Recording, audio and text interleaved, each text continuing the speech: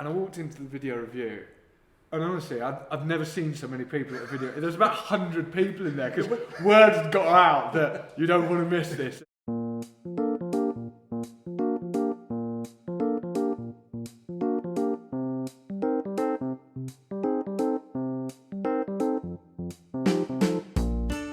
Hello amateurs, welcome to episode number 5 of the Amateur Rugby Podcast, here to help soothe your Sunday morning hangover with some naughty rugby chat about the grassroots of the game. I'm your host Tim, and today I'm in the Swiss Alps enjoying some fresh mountain air. I went for a run this morning up in these mountains. There's not a flat road in this village, so hulking my 110 kilos either uphill or what's worse sometimes is trying to run downhill. The knees were a little bit shredded by the time I got to the bottom. But great exercise, and I try and do it wherever I go. But what a result this week for Uruguay beating Fiji. The shock of the World Cup so far. It was an unbelievable performance full of grit and determination, and they took their scores really well as well.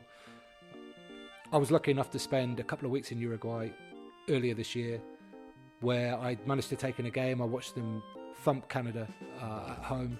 And they just seemed then like a team that was really tight, close together, full of determination and great team spirit. And, a lot of them don't necessarily look like in the typical mould nowadays for rugby players of certain positions. But it just goes to show that with incredible sort of team spirit and determination and togetherness, you can really overcome some, Fiji were obviously the more talented and highly ranked side. So just goes to show that if you put everything together on the day, you can get an incredible achievement. So well done to Uruguay. Their coach said after the game, "We are an amateur squad and a very young team, and we play against professionals. We have professionalism in our play and spirit, just not the money." Well said, the Uruguayan coach, Esteban Menezes. I hope you enjoyed last week's episode with the wonderful Vicky Fleetwood. She really is an incredible athlete, so determined and focused on everything that she does. And she actually came back and played her first game back from injury a week ago on Saturday and scored a pretty special try. So if you go and follow her on her social media, you'll be able to see a clip of that, a try against Bristol Bears women's side that was quite frankly ridiculous. She only played 40 minutes, but it looks like she's right back bang into form. So well done, Vicky. And if you haven't listened to last week's episode, go back and have a listen. But my guest this week is Rod Turner, somebody that I met playing for Esher Rugby Club. And this interview was recorded in August of 2019. Rod had loads of funny stories to tell about various teammates and stitch-ups and fancy dress outings and the occasional incident with a policeman as well. So please welcome my guest, Rod Turner. Rod Turner, welcome to the Amateur Rugby Podcast. Hi Tim, thank God it's not called the Junior Podcast. Yeah, that was a mistake, but we avoided that. There we go. We got that out of the way.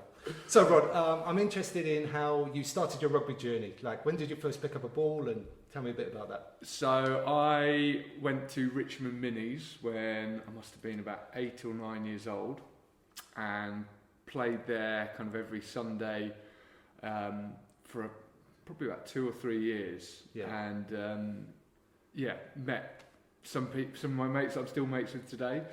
Right. And then kind of stopped playing for a bit because I didn't really enjoy it, to be honest, at that age. Do you remember what it was that turned you off for a period of time? It was just being freezing. I was more into football. Okay. I was more into football, so I was playing football and I wanted to do more of that, really. Yeah, fair enough. And I didn't really start playing again until I was about 17, 18. And because I actually played basketball, that's kind of what I did. And it was getting to the stage where I wasn't bad at it, and it was starting to get quite serious. And It was just at the time that I wanted to go out socialising and having a beer. And some of my mates were playing rugby, and they kept sort of trying to get me to come down, and so I decided to. And at that point, I think I was playing fullback or something. And now, for those people listening, Rod, how tall are you? 6'6". 6'6", yeah. So basketball for sure. Bloody athletic 6'6". Yeah, fullback. Maybe. So I remember the fullback thing stopped when I tried to clear the ball from, I think, just outside our 22, and it ended up going backwards over our own post. So that was kind of the end of my fullback days. Okay. And I got chucked into, I think at that time it was like, I really wanted to play number 8, but probably wasn't. Probably it was second row really. Right. And went back to Richmond, and it was fantastic. We had a coach, a guy called Rocky Skinner, who sadly passed away a couple of years ago. But I mean, this guy was just everything I loved about rugby.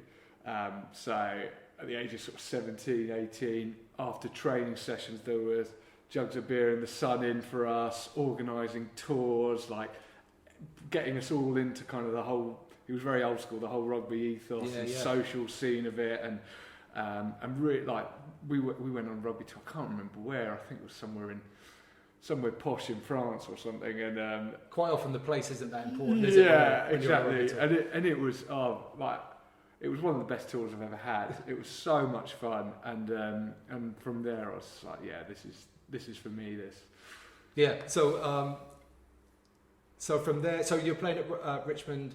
Was that after school as well, or did you go straight after university? Yeah, I played there after school for a bit, and then I went off to uni, and I went to Leeds Met. Yep. Probably the less academic of the Leeds, but is it up for debate? Or? Yeah, well, no. Bloody good rugby team though, so I thought I'll go there. Yeah. Well, actually, I think the reason was a mate of mine that I was at Richmond with and at school with. We ended up doing all the same A-levels, and I just said, where are you going to uni? And he said, I'm going to go up to Leeds Met, and I thought, I'll just do that. Seems like a safe bet. Yeah. And so, that was a guy called Harry Bowden, who actually I was at Richmond Minis with as well. Okay. Went up to Leeds Met, and it was just brilliant. I mean, we got stuck in. They did the whole initiation thing, which I mean, you know me, I love anything like that. Yeah. And then from there, rugby was everything. Yeah. So did you take some of the things that you learned from your coach at Richmond up to university? Yeah. I mean, it was a melting pot of debauchery and all different rugby games and stuff like that. So it was brilliant. And I ended up obviously becoming sort of social secretary and got stuck into organising some of the fun and games myself. But I can't remember what. Well, we ended up in the top uni league. I forget what it's called. But I know the first year we were in the one below and got moved up. I think previous to that they'd gone up every season. They had a pretty good relationship with Leeds. Well, it was Leeds Tykes and then changed to Leeds Carnegie while I was there. Yeah. That's now Yorkshire Carnegie. So they're in a bit of difficulty at the moment, but yes, then it was brilliant. They had a really good relationship there, and we had some fantastic players. And it just kind of showed to me that actually Yorkshire is this huge area and such a great catchment area for brilliant players.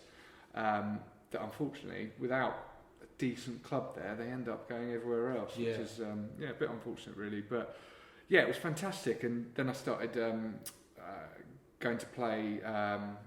Obviously, like most of my rugby career, I spent a lot of time on the bench and becoming probably one of the best subs around, I reckon. Impact. Yeah, total impact, deep impact.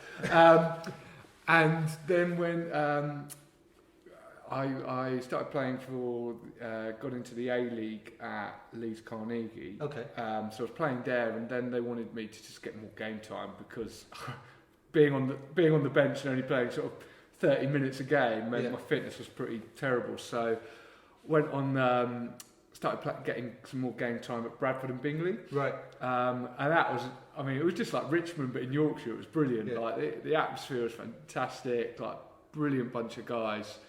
And again, I can't remember what the league was at that time because they've all kind of chopped and changed. I think it was the equivalent of National One at that time, or it might have been the one below the Championship now. Yeah, I think that's the one. Yeah. And it was just brilliant. So we'd go on these away trips, playing other teams, and just it was hilarious because I was essentially still a young lad, and you were playing with sort of old geezers who we had guys like Neil Spenner and Phil Greaves who had played a lot of Premiership rugby. Yeah. And they were just great lads. And I remember one trip we were on the coach on our way back, and having a few beers. And we saw a fairground, so I can't remember whose bright idea it was to stop off at the fairground, but I think it was Phil Greaves who managed to win a load of goldfish. And on all our away... on the way back, on the away trip? On the way back on the away trip. And on our coach, we had a big sort of support from a lot of the old boys. So we'd have all the old boys sitting at the front who'd come to every game. And then we stopped off again on the trip. It was a long trip, I can't remember who we played. And stopped off at a bar. And we started slyly emptying out these goldfish into the old boys' pints. And so these old boys were drinking their pint, having a chat with you, and all you were looking at was the bottom of their glass, waiting for this goldfish to just slip into their mouths. It was honestly so funny. But yeah, that was a great time over at Bradford and Bingley and Leeds and stuff. Yeah. Yeah. So one of the things that come up constantly is just in lots and lots of ways, rugby players and rugby people are the same wherever you go. It's just slightly different cultures sometimes, slightly different influences, but really, when you get down to the brass tacks, everybody's kind of the same. Yeah, absolutely. It was. I mean, you just meet. It's the best network you can ever have for anything. Yeah. I mean, there's all sorts of brilliant people. You get on well. It's such a good social scene, and that was really almost as appealing, if not more, than the rugby itself. I mean, obviously I enjoyed playing, but God, I think almost what I enjoyed more was the feeling of accomplishing a game and then getting in the bar afterwards to discuss it and have a chat and have a beer. Yeah, kind of like mission done. Yeah. Right, now let's do the next part. Yeah, exactly. I mean, let's face it, who enjoys doing kind of contact training in December with icy floor? I mean, I'm sure there are one or two, but they're a rare animal, I think, especially in the modern game with no contact in training for a lot of clubs. But okay, so that was uni rugby, which sounds like it was a lot of fun. That was uni rugby, it's brilliant. And then from there, so this is where kind of my career of various clubs expanded. So I think it was Richmond I went back to then. Yeah. As I came back from Leeds, and I remember turning up, and I can't remember the coach's name. A guy called Brett something. Okay. And he got us in there, so I went down and had a chat with him, and he seemed nice, and I knew the club well, so I wanted to play there. Yeah.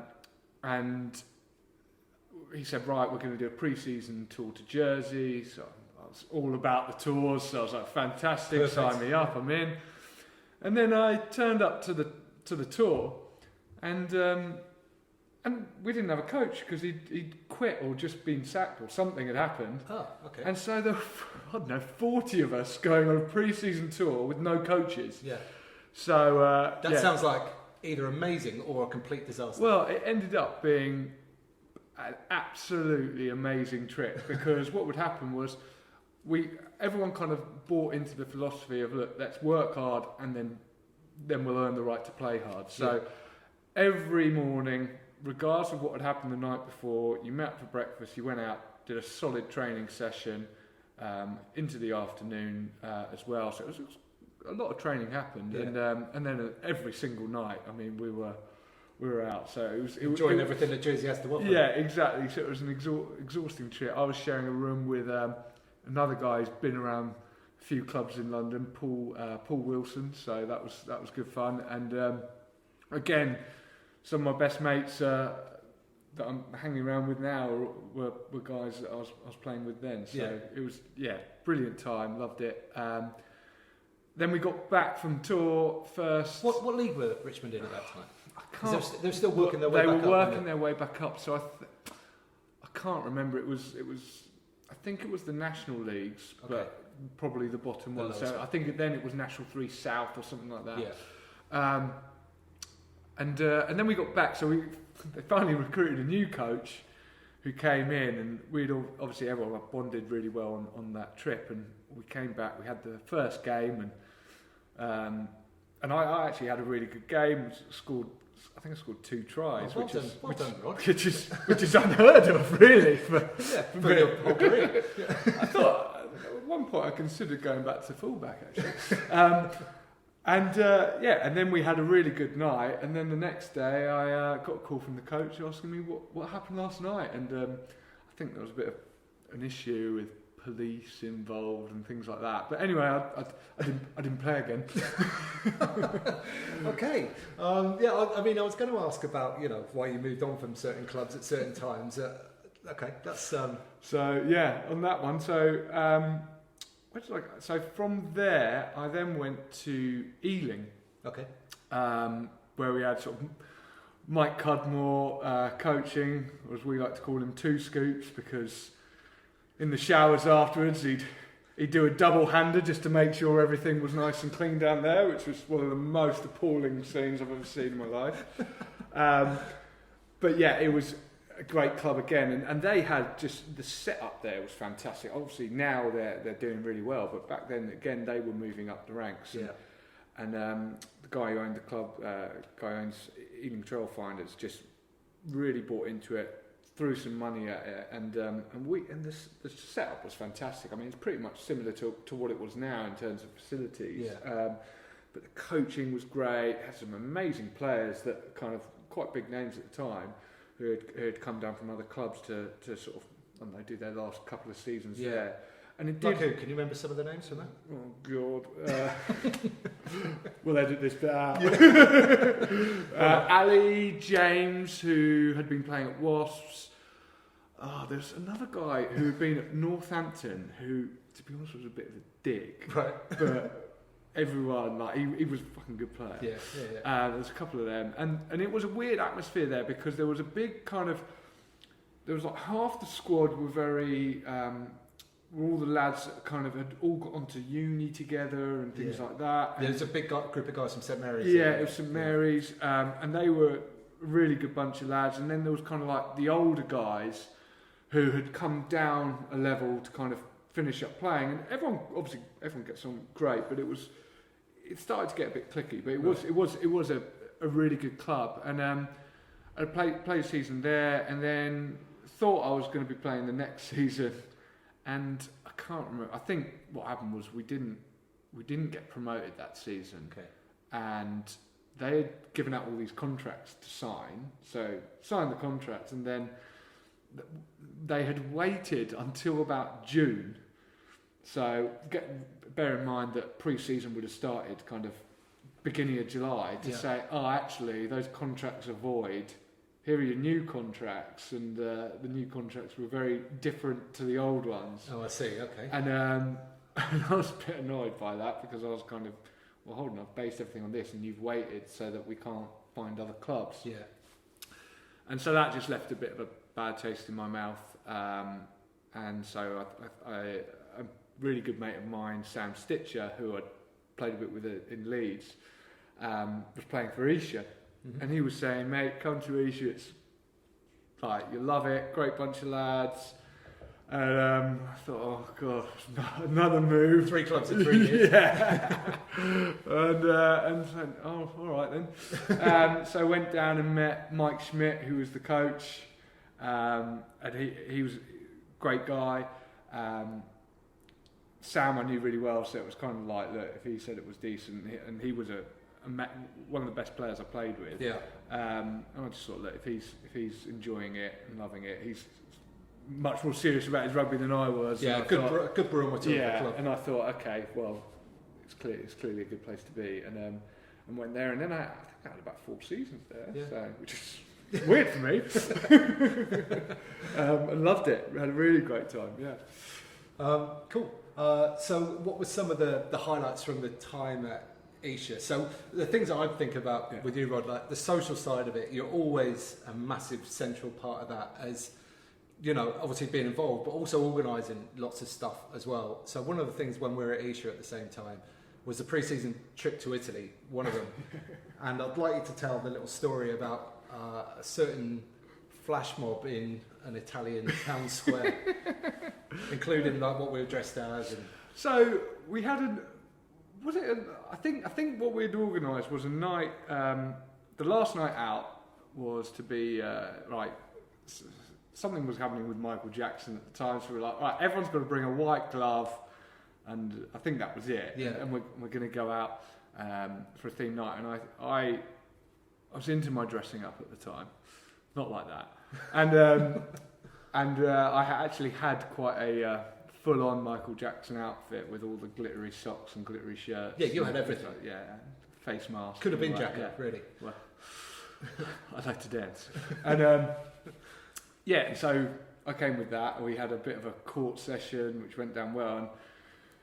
And then my memory's a little bit hazy, but at some point we were in a town square, and this is like a uni town, and I don't know where the music came from, but Michael Jackson came on, and we started a flash mob, and there was about 60 people all dancing to Michael Jackson. Yeah, it went down quite well.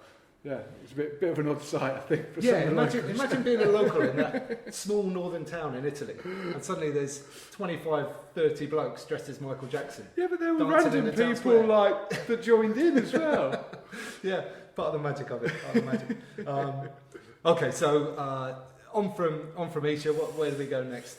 Well, I mean, just a quick whirlwind tour, maybe. Well, Esher, there was some great stories. So there were some really big characters as well, like people like Peter Baker, Paul Barker, real name, and he, another second row who kind of took me under his wing a bit.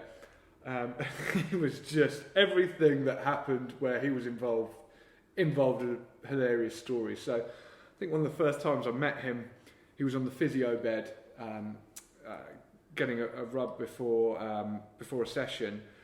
Obviously had a niggle in his back or something like that. So he'd gone into a physio room, and the physio at the time was a lady called Carol.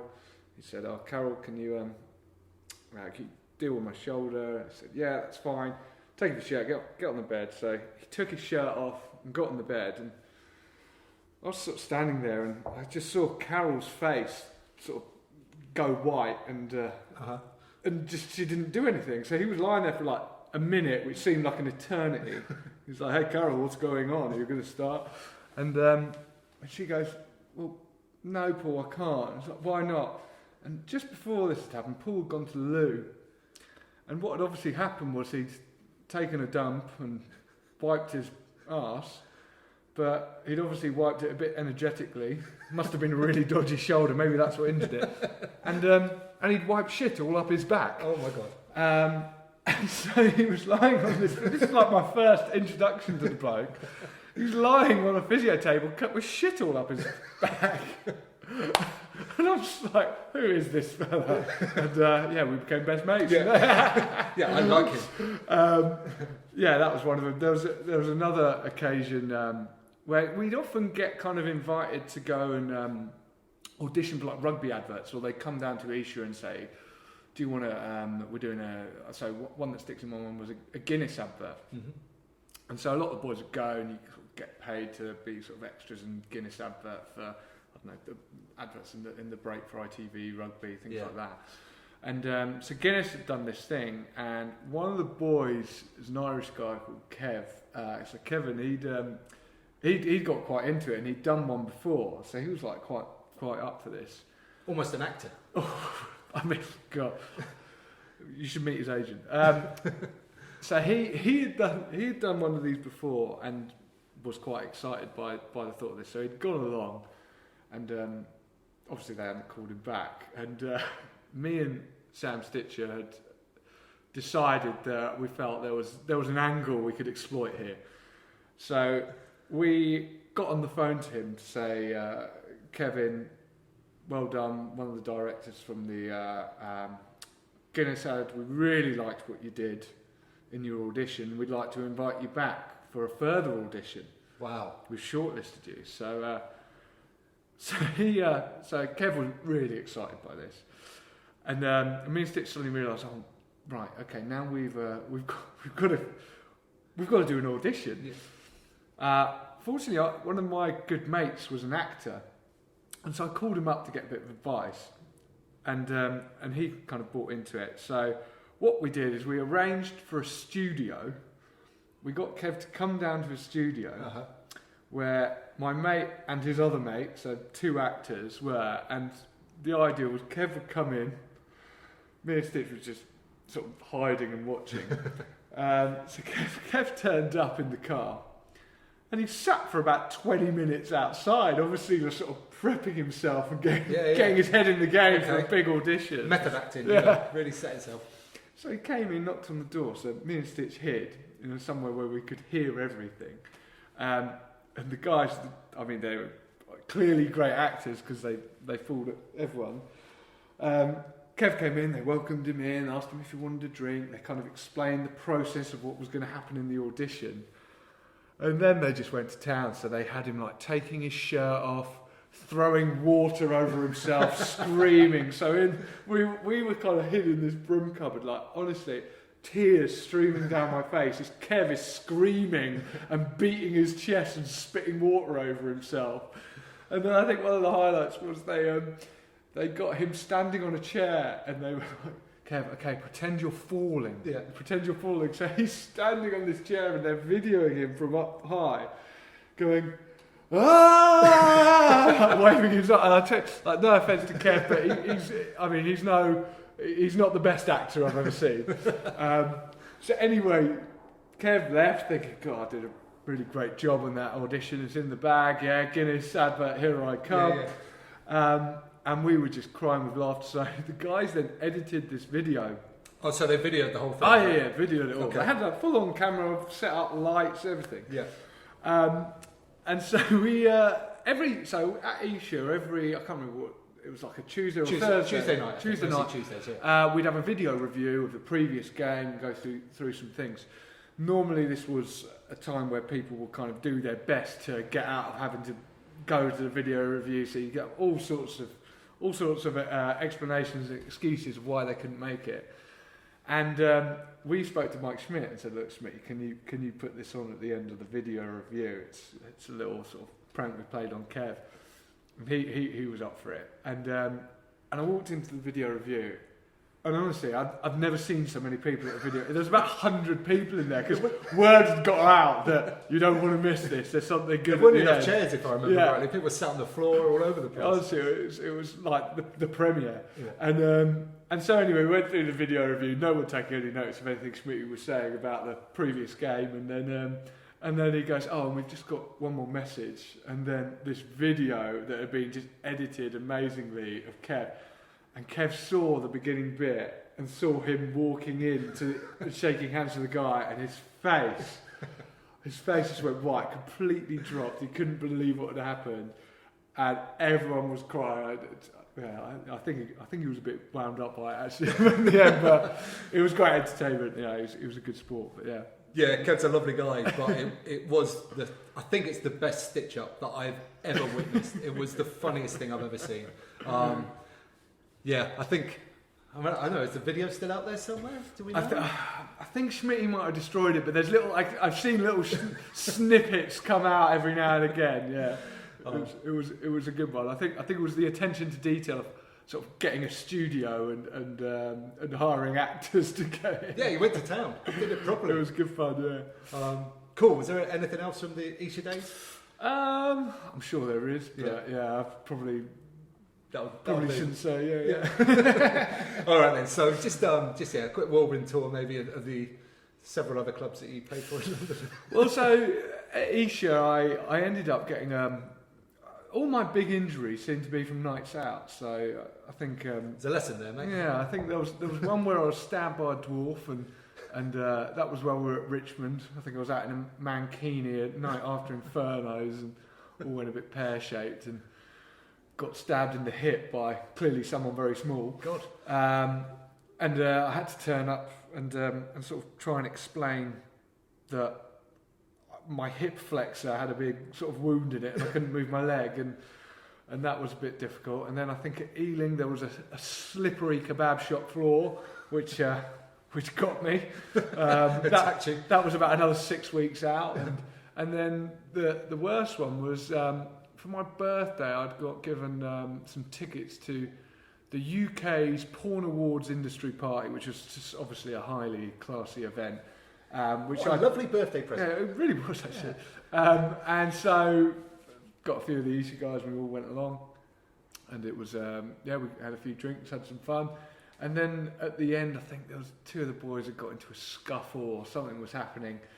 And I kind of walked over to break it up. And as I walked over, I slipped off the curb. And the fight just continued on top of me.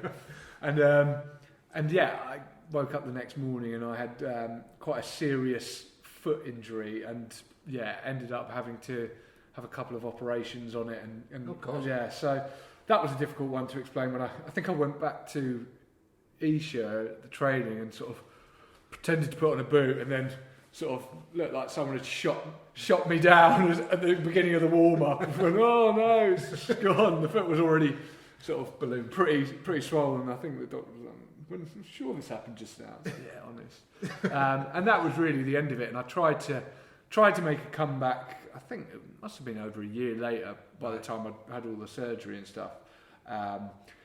And it was clear it probably wasn't going to happen, and had no fitness, so I went to try and play a few games at Barking, which was great. I really enjoyed it, but it was clear that I'd play a game, I couldn't then walk or train for a week, and then I'd end up playing the next week, and so your fitness was never really getting up to scratch, and so at that point just called it a day, which was bit tough because all my mates were still playing, but fortunately now none of them are, so it's don't miss it now. Did then, so I'll go down and watch the games and enjoy it from the sidelines and from the benches. Which is good. Going and watching games and being involved with the club is still very good. It's nothing like playing a game with your mates. You're kind of out of the clique, aren't you? Yeah. And but I mean, like I said before, the network is just phenomenal. Like the people, all in anything I do now, rugby is still a massive part of my work because it's the connections I've made through that. People you meet, anyone that's into rugby, you'll know someone that they know and things like that. So yeah, it's been invaluable for me. Yeah, I think I read a quote, I can't remember where, on Twitter or something the other day. Like if you walk into a pub on your own and there's rugby on the TV, you've immediately got a gang of friends there straight away. So, and I don't think there's any other sport like it in the world for that. Yeah, I think you're probably right. Now, just going on with some of that train of thought there in terms of like the network and stuff like that. One of the things that you've been really great for is like introducing me to loads more people as well. So like going to Vegas, we did a couple of Vegas trips, which were Legends Tour, which I was very honoured to be a part of. They were great trips. Yeah. Okay, thanks.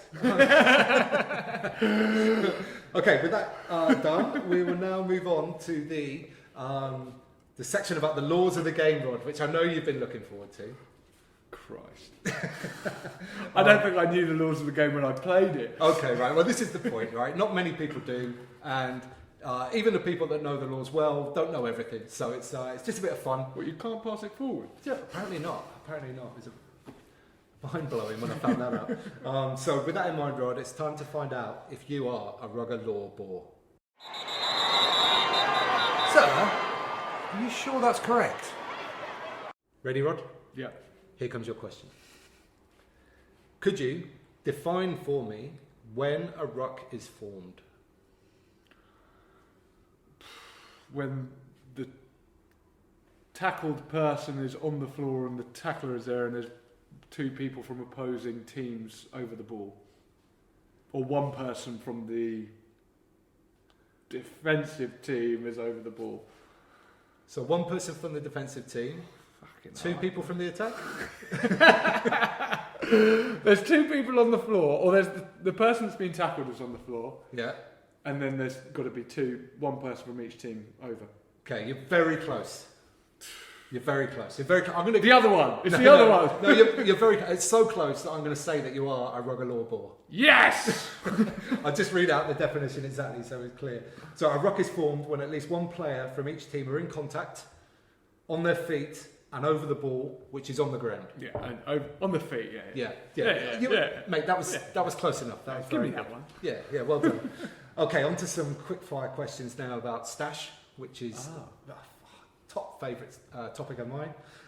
What is your favourite stash that you've ever received? Well, it's certainly not the one we had in Leeds, which was sort of cookery and just the worst thing ever. It was kind of Sports Direct special. It was awful. Yeah. I think I like the beanie hats at Richmond. Right. Were they like a plain beanie, or did they have a band on? No, plain beanie just with a flag on, and I think it was it either Rugby Tech or Stash at the time, so they were pretty good. And obviously gym vests. Can't beat a gym vest. I think in the end the gym vests had to be kind of like clinically destroyed from the smell of them, and I just never wanted to get rid of them. They were great. Yeah, we had some lively ones at Esher, didn't we? The red and yellow one that I remember in particular was gross. Okay, next stash question. What is your favourite kit of all time? Could be any generation, any team. I like the what was the French team, more because of the story, the pink one, where they had a vote on what the kit would be, and so Stade Francais. And all the opposition sort of went online and voted for the horrible pink one with flowers on it, and that's the one they did. And I just think that story is hilarious. Oh, is that real? I didn't know that. Yeah. Didn't know that. Well, I think it is. I hope it is. Yeah, they seem to like it anyway. So. Hey, don't have the truth get away with the story. It's real. For sure. Okay, last stash question. What is your current stash crush? So, any kits that have just come out maybe for the World Cup or for the new Premiership season? Or, like, if there's one that you think is particularly awful that... Oh, I don't know, to be honest. I haven't really had a good look at them. Fair enough. You didn't warn me about this question, bloody hell. Yeah, fair enough. Okay. New Zealand are always pretty. I mean, you can't go wrong with just black. Yeah, true. Okay. Apart from when they went niche and did that dodgy silver one, that was a bit pretty. Yeah. Okay. Is there anything else that you'd like to talk about today, Rod? I see you've got a list of things that you might want to bring up. I think this is a list of things not to bring up. I think that's about it, mate. Yeah. There's a couple of police issues. Probably won't bring them up. Sevens. Okay. Sevens was so. You don't see many second rows and sevens. That is true. Yeah. Must have been back to my fullback days, but I managed to get in with a couple of really good sevens tours. So played for Wooden Spoon a couple of times, and then played for the Pups. Right. So that's called the Stone Pups, right? They were originally called the Stone Pups, and then they turned to Gilbert Pups. It was basically whoever was the sponsor got the name, and then the Pups. A guy called Nick, who started that with his dad, and I just loved sevens. I loved everything about it. It was kind of like everything I loved about rugby union 15s on steroids. So it was the tours. Like every game was essentially a tour.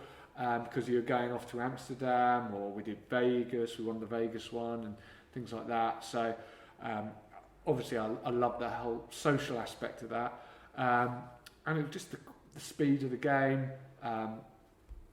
less of the contact, which obviously suited me great, being a ruck inspector and all that.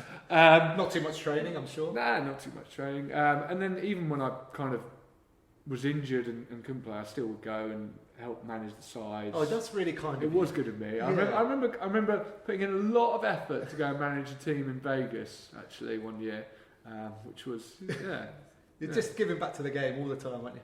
Give. But yeah, sevens, I think is just a brilliant game. Great. Anything else? Anything else you got over there? I don't think so. That's your list done. No. Okay. Is there, before we wrap this up, is there anything that you could potentially offer the listeners of the pod? I mean, I know you're a property specialist now. So.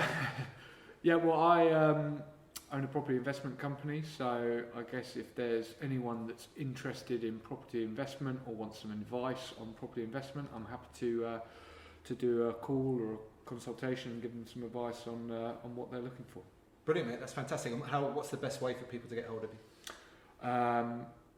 Either through Facebook, or they can contact me through my email, which is rod@incomethroughproperty.co.uk. Okay, amazing, mate. We'll link all that up in the show notes below so that everybody's got access to that. Very generous of you, mate. Thank you very much. Thanks a lot for having me. So, thanks very much again to Rod. It's always fun to catch up with him, and I'm pretty sure he has enough stories for another couple of episodes. Rod was actually very excited to be a guest on my podcast, as he was considering starting one himself, which, as it turns out, he has now done. Talk about striking while the iron is hot. So, along with the other things mentioned in the interview, why didn't you go and have a listen to Rod's podcast? It's all about property investing and is appropriately named the Rodcast. I know. I've linked it up in the show notes below, and he has some fantastic guests on his podcast with lots of great information about property investing. So go and give that a listen too. So I hope you enjoyed this podcast. Why don't you mention it to someone in person the next time you're down your local rugby club? Or, if you want to do the modern stuff, then, share, like, subscribe, comment, review, rate, all that stuff. It'd be fantastic. Thank you. I will be back with you next week when my guest will be Andy Muldoon. We had a monstrous chat that flowed easily for nearly 2 hours. I'll be distilling that down into the best bits for your enjoyment next week.